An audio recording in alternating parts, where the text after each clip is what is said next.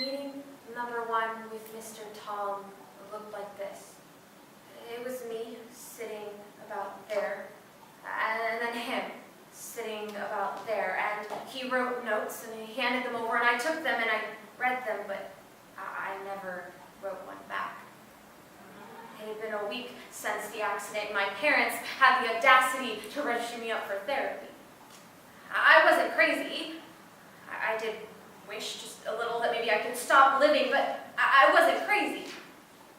My hearing had just been taken from me, and Mr. Tom, he couldn't give that back.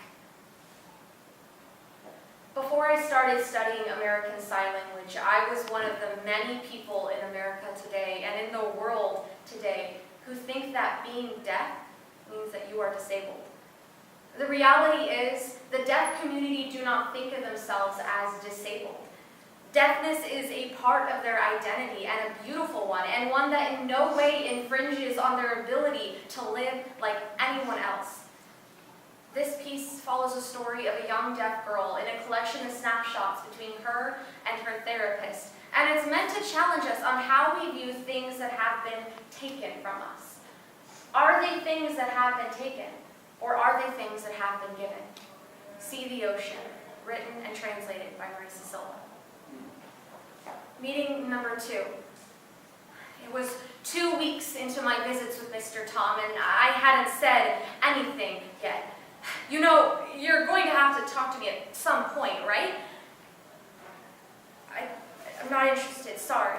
It's okay. I'm here to teach you sign for a reason. I don't want to. I'm sorry. Just let me ask you questions, okay? Tell me, what did you used to like to do with your time? I used to go to the beach. I loved the beach. But I don't love it anymore. I can't hear it. I just look at it and I see just water just silently hitting the sand and nothing, no wind, no birds, just nothing, and it's not worth it. You need to hear it to enjoy it? Duh. Meeting number 3. Tell me about before the accident. Before the accident, I would sit out on my roof. It was that perfect view of the beach, just a small walk from my house. And when you were silent, you could just push away all the sounds of life in the neighborhood and just hear the ocean. And I lived and I loved out there on my roof. The ocean, that got taken from me. That all got taken from me. Meeting number 4. And tell me about the music. Music. I play it. I play it at every occasion, and I heard it. I heard it inside of the rustling leaves, and I could hear it inside of people's footsteps, and I could hear someone's laugh, and it would become linked and connected with that person, and I play what I heard, and I play music, and that got taken from me. That all got taken from me. Meeting number 5. Tell me about God. God? God took my hearing. God took my hearing, and so God took beauty from me, and so He's not beautiful either.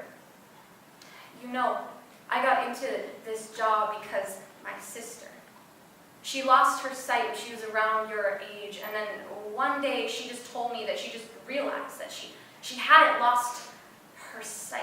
She just learned how to hear and how to speak again, and you'll realize that. You'll realize that, and you'll show up at my doorstep, and you'll say, "Hello, Mr. Tom. The ocean is beautiful again." At home, I sit out on the roof for the first time since the accident. silent and I don't hear anything. But I see something. And it's through the trees. It's the sky.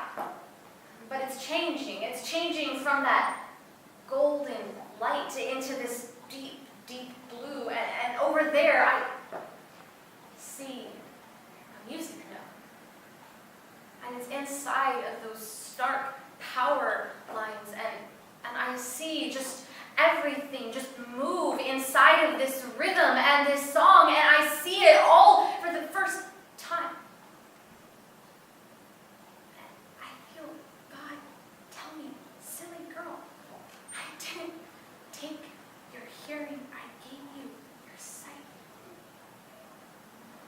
And I think to myself, the ocean